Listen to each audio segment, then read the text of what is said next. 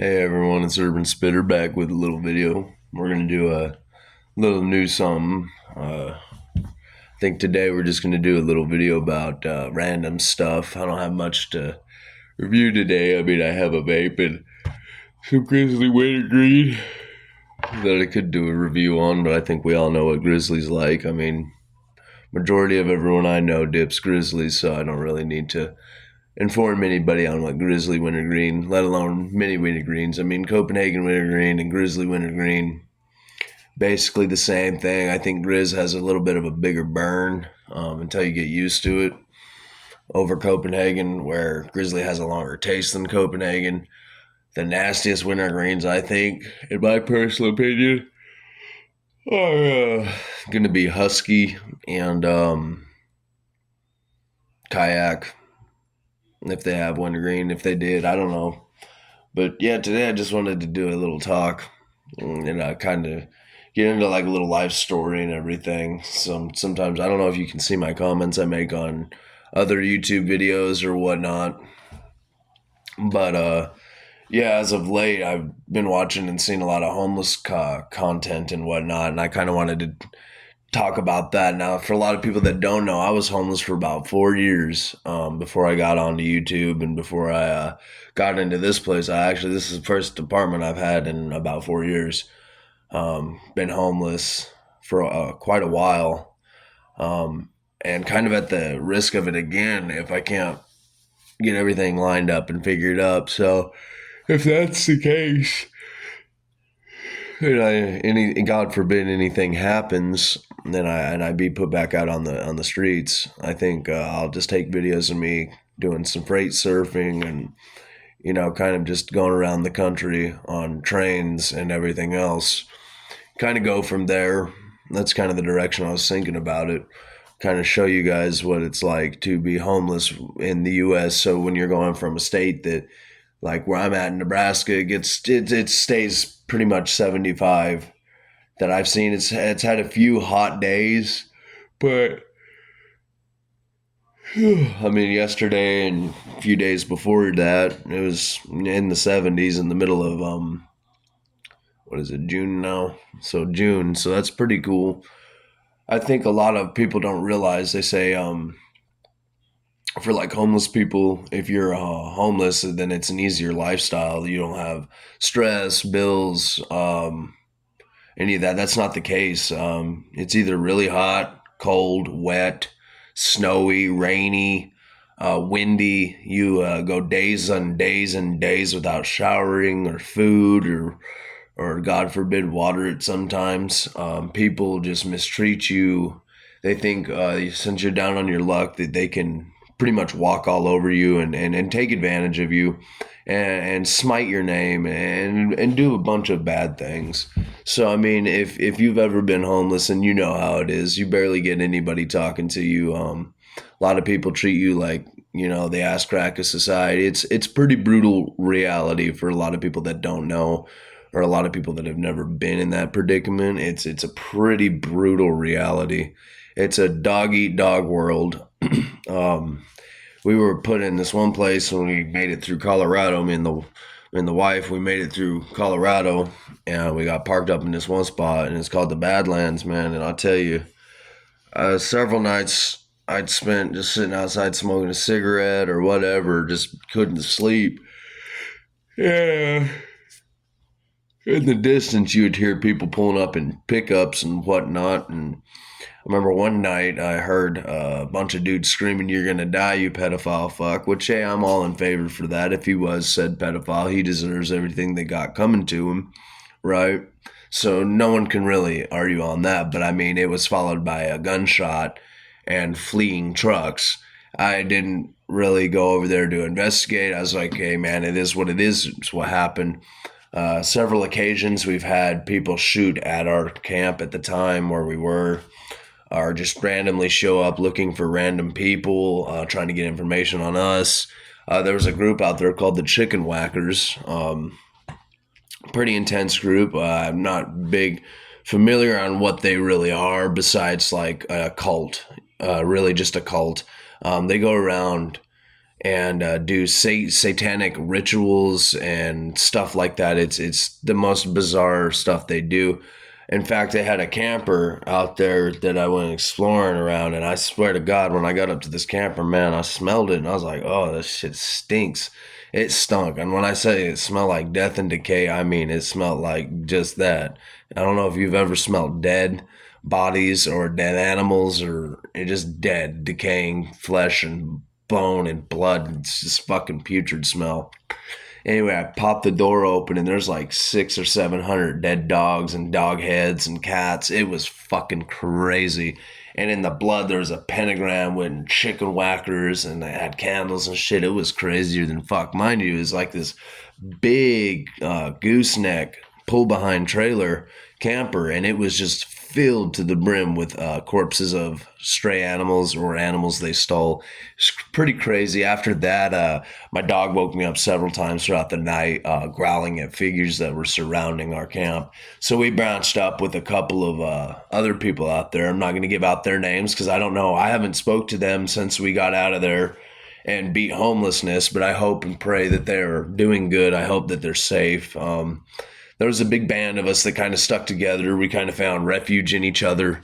That's kind of when you're homeless, you have to, because people, like I said, there's some sick, twisted motherfuckers in this world that will, hands down, take advantage of that. I mean, I watched a group of fellow Hicks come up back in a truck and throw this boy out the back and bam, bam, bam, and fucking got out of there. And I was like, holy shit, dude's gone. There's no, and what are you going to do? Call the cops? I mean, no, you're not going to do that. Because one, they don't give a shit, and for two, you could be putting yourself in potential serious hot water if you involve any kind of enforcement to go over there, because you're a witness, you saw what happened. You might have not seen the people, and anyway, so it's just a hit and miss of how stressful it can be. Now, I was never homeless in the city, luckily. I've always been in like the rural parts of the U.S. This is my first time living in a city. I don't like it. I'm not a big fan of the city life. It's kind of irritating. You can never catch a break. People are dickheads, can't drive, no common sense, no survivability here. Uh,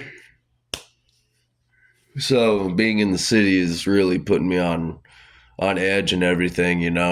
And so God forbid I end up homeless out here, because that would be a whole different beast, I bet, than being in rural places. But then again, you never know, because in rural places, a lot more people take their chance doing some crazy wild shit with you, because, I mean, who's out there going to see it? You know what I mean? Especially out in the deserts and whatnot. That's where a lot of my homelessness is spent, in the forest or in the deserts. Because personally, I'm not a big people guy. I don't like living within society or a bunch of people. It's just my personal preference. I don't go out of my way to be a dick to anybody. I'm actually a very friendly, very humble guy, very respectful, very just all around good guy.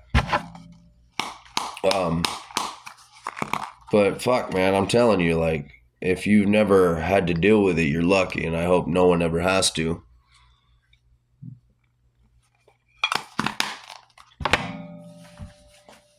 And there's people that unfortunately have to deal with it because of how things have unfolded in their life. Not every homeless person you see out there is a drug addict. Some of them deal with severe mental illness that, people that love them and support them uh, just had enough with them and said, you need to go on and get out of here. Kicked them out. And a lot of people don't realize that, like, psychosis and all that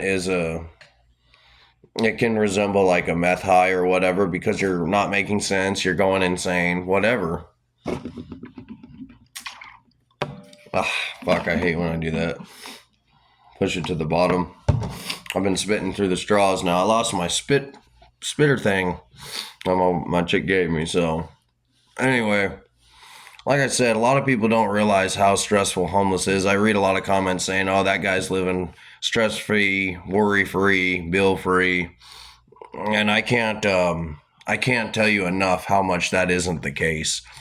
It is not a stress-free or worry-free environment. It is filled with worries and stress and anxiety, the unknowing. Hey, am I going to eat tonight? Am I going to be able to take a shower anytime soon? Am I going to be able to, sleep somewhere safe where I'm not going to be bugged? I mean, the cops too. Let's not forget about how many times the cops will sit there and harass you or like try to kick you out of that part of town, or we got calls on this or we got a call on that. Go. I'm doing a video now. Go. I'm sorry, the boy came in. He's being annoying.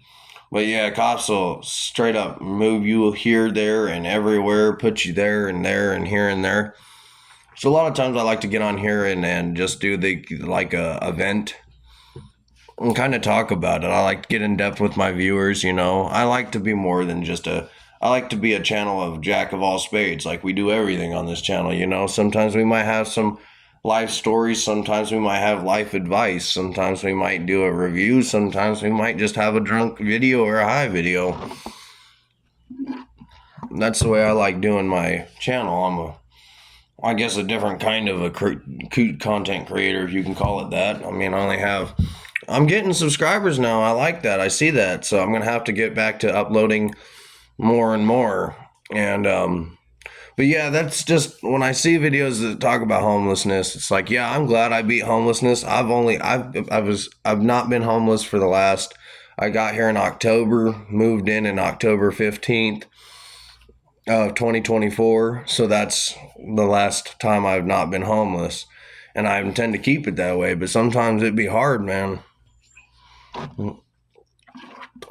It can happen to damn near any one of us, and it's a harsh reality. People don't understand. Now, I've worked every time I've ever been homeless. I've always had a job through it. But just because you work, it's actually seems.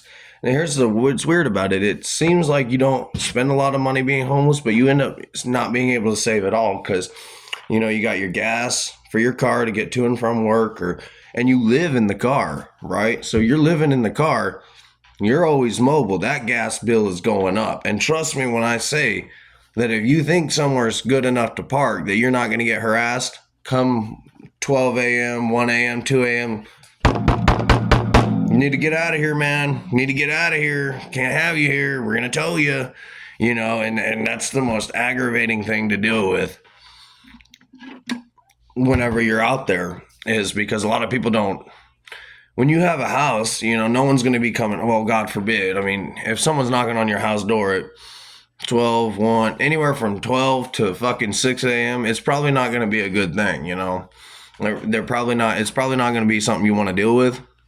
But when you're homeless, you have to deal with it. I mean, there's no getting away from it. It's either a pissed off security guard or it's a cop that just hates everything and wants to treat you like ass. I've been growing this hair out since I was homeless. All this started when I was homeless. It was short before, and then it's just been growing for the past 2 years. So I'm enjoying it. But like I said, the harsh reality of homelessness is it's not a stress-free, it's not a easy going life. It's very stressful. It's very just high stress environment, man. And yuck. If you haven't been through it, I wouldn't recommend it, man. I don't wish it on nobody. Well, that's just some of the things I wanted to talk about. I don't know why, but this is Urban back with just a rando vid, man. You guys have a good day.